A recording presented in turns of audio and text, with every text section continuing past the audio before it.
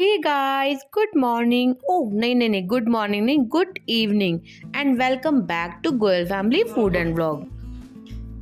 खाना खाने चलना है बाहर। पक्का। क्या बोला? खाना खाने खाना खाने? बाहर। तो कोई नहीं, जाते जाते भूख लग जाएगी। तभी तो ये खाया है। बहुत टाइम पड़ा है। जी हाँ, अभी टाइम था इवनिंग का और अभी हमारी पहले ही टी पार्टी चल रही थी। यानी मैंने बन सैंडविच बना रखे थे। मैंने इसीलिए दोबारा पूछा कि क्या खाना खाने? अरे अभी जो खा रहे हैं उसको तो खाओ, उसके बाद सोचेंगे। हस्बैंड ने कहा चलते हैं, देखी जाएगी। मैंने भी कहा चलो ठीक है, चल लेंगे। सबसे पहले हस्बैंड ने सुपर कार को धोना शुरू किया। आप सभी जानते हैं ना, हमारे पास है सुपर कार। कहीं भी इसको ले जाने से पहले इसको ना नहलाओ तो ये बुरा मान जाती है, इसीलिए हस्बैंड ने इसको पहले नहला दिया था। उधर गाड़ी तैयार हो रही थी और इधर मैं। चलिए सब जने रेडी हैं, अब हम निकल लिए हैं घर से। रास्ते में हमने सोचा कि पहले हम चलते हैं मेट्रो। गाइस काफी लोगों को तो मेट्रो के बारे में पता है, लेकिन जिनको नहीं पता उनको मैं बता देती हूँ कि ये एक होलसेल मार्केट है, यानी एक सुपर मार्केट है। लेकिन यहाँ पर हर किसी को एंट्री नहीं मिलती। मेट्रो में एंटर करने के लिए आपके पास यहाँ का कार्ड होना जरूरी है, जो यहीं से बन जाता है। और दूसरा रूल यहाँ का ये है कि आप अगर एंट्री कर लेते हैं तो आपको कम से कम 1000 रुपए का सामान तो खरीदना ही पड़ेगा। चलिए हमारी मेट्रो में एंट्री तो हो गई थी, लेकिन हमारे पास बहुत कम समय था, क्योंकि हम यहाँ स्पेशली होली का सामान ही खरीदने आए थे। तो सबसे पहले बेटे की नजर पड़ी पिचकारी पे और मेरी नजर पड़ी टी शर्ट्स पे, because I love T shirts. मैंने लगातार काफी टी शर्ट्स को उठा के उनके साइजेस देखे। अरे हाँ, साइज तो मुझे सारे आ जाते हैं, एस से लेकर 4XL तक।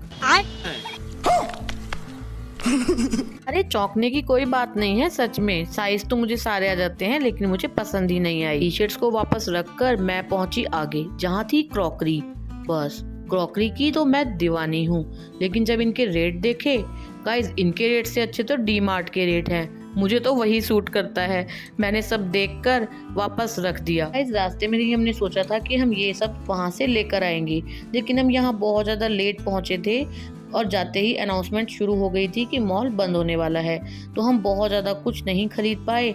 ऊपर से ये इतना बड़ा है कि आपको इसके अंदर घूमने के लिए कम से कम 4 से 5 घंटे चाहिए ही चाहिए हैं। गाइस हम लगा पाए सिर्फ आधे से पौना घंटा। बस जो सामान हमने लेना था ले लिया था और चल दिए थे हम आगे खाना खाने के लिए। गाइस जीरकपुर में ही है एक बाबा की रसोई, जो आपको 100 रुपीज में अनलिमिटेड खाना देते हैं, यानी कि बफेट। हम अक्सर यहीं पे खाना खाने आते हैं और इनका खाना बहुत ज्यादा डिलीशियस होता है। और गाइस हम भी यहाँ पर 4 से 5 साल से आ रहे हैं खाना खाने के लिए। चलिए मैं आपको बताती हूँ कि 99 रुपीज में आपको क्या क्या सर्व करते हैं। यहाँ चाइनीज में आपको मिलता है चाउमीन, मंचूरियन और फ्राइड राइस।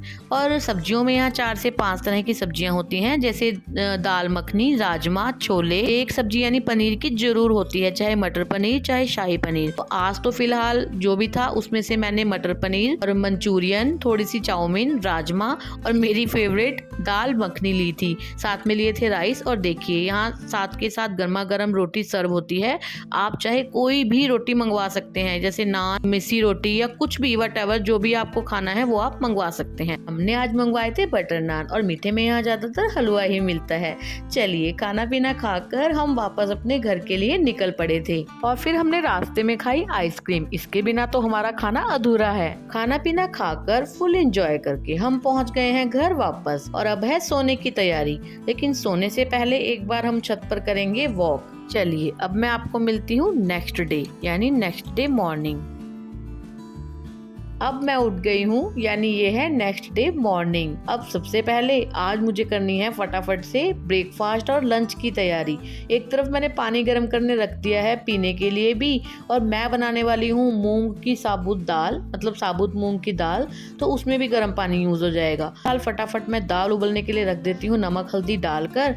आज सुबह ब्रेकफास्ट और लंच में इसीलिए ही मैं दाल बना रही हूँ, क्योंकि रात को हम पहले ही काफी हैवी खाकर आ चुके हैं। टाइम 5:30 पौने 6 का हुआ है। हस्बैंड भी उठ गए हैं, तो वो बोल रहे हैं मेरे लिए भी गर्म पानी ले आओ। एक तरफ मैंने दाल उबलने रख दी है, अब हम लोग पी लेंगे पानी। साथ में मैं अपने और भी छोटे मोटे काम करती रहती हूँ। और रात को ही बेटा अपना बोरी बिस्तरा लेके दूसरे रूम में चला गया था, कि मुझे बहुत ज़्यादा टाइट फील होता है, मैं अपने रूम में ही सोऊंगा। और हाँ, आपको मेरे पहले व्लॉग में रजाइयाँ नजर आती थी, लेकिन अब मैंने रजाइयों के कवर उतार के रजाइयों को धूप लगा के रख दिया है अंदर और निकाल लिए हैं कंबल। फिलहाल पानी पीते पीते मैं हस्बैंड की यूनिफॉर्म भी प्रेस कर रही हूँ और बीच बीच में इन छोटे छोटे कामों की वजह से मेरा गर्म पानी तो कभी भी गर्म रहता ही नहीं है, पीते पीते ही ठंडा हो जाता है। यूनिफॉर्म प्रेस करके पानी पी के मैं दोबारा आ गई हूँ किचन में। दाल उबल चुकी है और तड़का भी ऑलमोस्ट तैयार हो चुका है। एक तरफ मार लेती हूँ तड़का और एक तरफ मुझे गूंदना है आटा।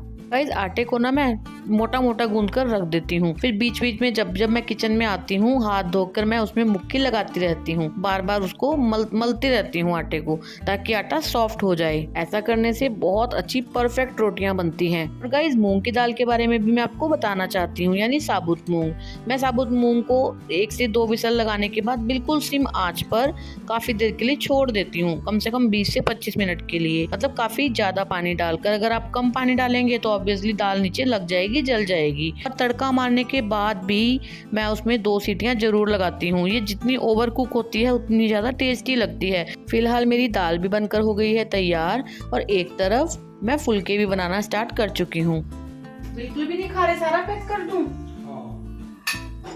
क्योंकि हम रात को काफ़ी हैवी खाकर आए थे तो हस्बैंड ने बोला मुझे ब्रेकफास्ट नहीं करना, आप सब कुछ पैक कर दो, बस मेरे लिए बना दो 1 कप चाय। फिलहाल हस्बैंड का नाश्ता पानी सब बन गया था, हस्बैंड का लंच पैक कर दिया था। गाइस रोज सुबह 7 बजे तक उनके लिए नाश्ता पानी टाइम पर तैयार करना मेरे लिए एक टास्क होता है। हस्बैंड की ड्यूटी जाने के बाद आज मैंने अपने और छोटे मोटे काम खत्म करने के बाद सबसे पहले आज पंखे साफ किए। अब ना पंखों की जरूरत पड़ने लगी है और पंखे हो रखे हैं गंदे। आज मैंने सोचा था कि सबसे पहले आज मैं पंखे साफ करूंगी। मैं अंदर का सारा काम खत्म कर चुकी हूँ, पंखे भी साफ कर चुकी हूँ और आज मैंने सोच रखा था कि सब काम खत्म करने के बाद सबसे पहले आज मैं इंडोर प्लांट्स का कुछ करने वाली हूँ। गाइस पता नहीं क्यों मेरे इंडोर प्लांट्स सूखते ही जा रहे हैं। और गाइस आप मुझे बता सकते हैं कि इंडोर प्लांट की केयर कैसे की जाए। गाइस मुझे और मेरे बेटे को प्लांट्स का बहुत ज्यादा शौक है। जिस दिन हम ये प्लांट्स लेकर आए थे मैंने मिनी व्लॉग अपने चैनल पर अपलोड किया था इससे रिलेटेड।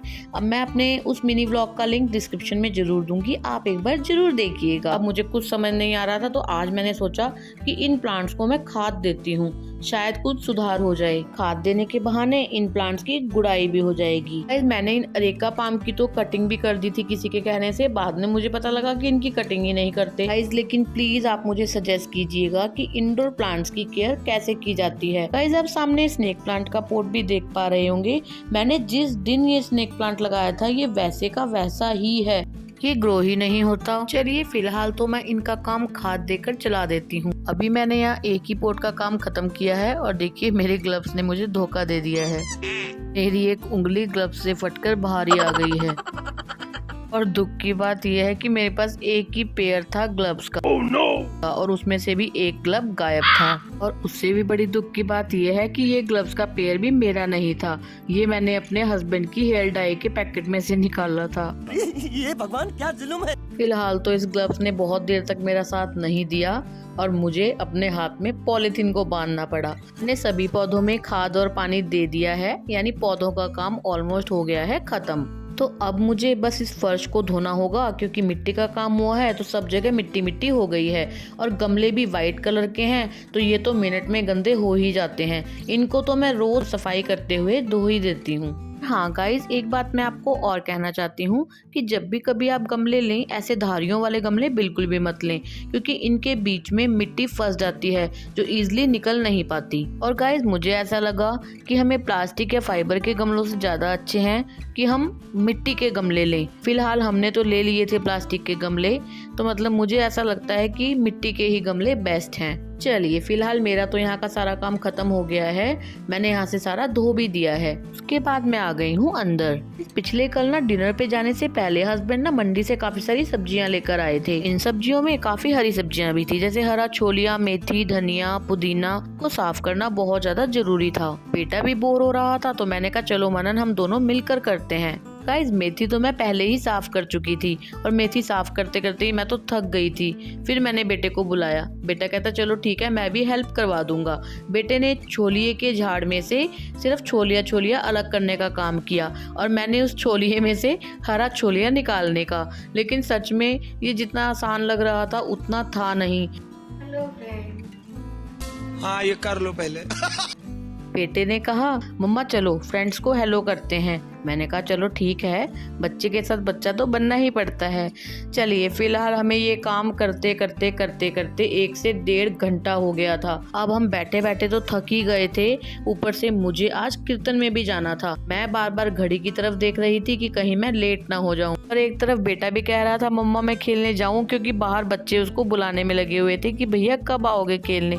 गली के छोटे छोटे बच्चे सभी उसी के साथ खेलना पसंद करते हैं। बच्चों ने तो अपना सेटअप तैयार कर लिया था और काफी छोलिया तो बेटा निकाल गया था, कुछ जो बचा था वो मैंने निकाल दिया था। फिलहाल झाड़ में से तो सारा छोलिया मैंने निकाल लिया था और बस अब तो मैं थक गई थी और मुझे लेट भी हो रहा था। मैंने फटाफट सारा कुछ समेटने का सोचा। और गाइस ये छोलिया साफ करना तो सच में आफत का काम है। सब्जियों का जो भी वेस्ट निकलता है वो मैं डस्टबिन में नहीं फेंकती, वो मैं बाहर ही रख देती हूँ, मतलब कोई भी आता जाता जानवर उसको खा ले। फिलहाल मैं उसको फेंक के आई हूँ। अब ये धनिया पुदीना समेटने की बारी है। तो गाइस धनिया और पुदीना मैं अक्सर अखबार में अच्छे से लपेट कर और पॉलिथीन में बांध कर रखती हूँ। ऐसा करने से धनिया पुदीना की लाइफ थोड़ी बढ़ जाती है। चलिए फिलहाल मैं फटाफट बाकी सब सामान भी समेट देती हूँ। चलिए ये सब सामान समेट दिया था और यहाँ से सारा साफ भी कर दिया था। उसके बाद खाना पीना खा के बस मैं हो गई थी रेडी कीर्तन में जाने के लिए। फिलहाल मैं इस व्लॉग का एंड करती हूँ। आपको ये व्लॉग कैसा लगा प्लीज मुझे कमेंट करके जरूर बताइएगा। और हाँ बस 1-2 दिन में आने वाली है होली, तो आप सभी को हमारी तरफ से होली की बहुत बहुत शुभकामनाएं। गाइस अगर आपको मेरी वीडियोस अच्छी लगती हैं तो प्लीज चैनल को सब्सक्राइब कीजिएगा, वीडियो को लाइक करना बिल्कुल भी मत भूलिएगा। चलिए मैं मिलती हूँ नेक्स्ट व्लॉग में, तब तक के लिए goodbye and take care. Krishna Krishna Hare Hare, Hare Ram Hare Ram, Hare Ram Hare Ram.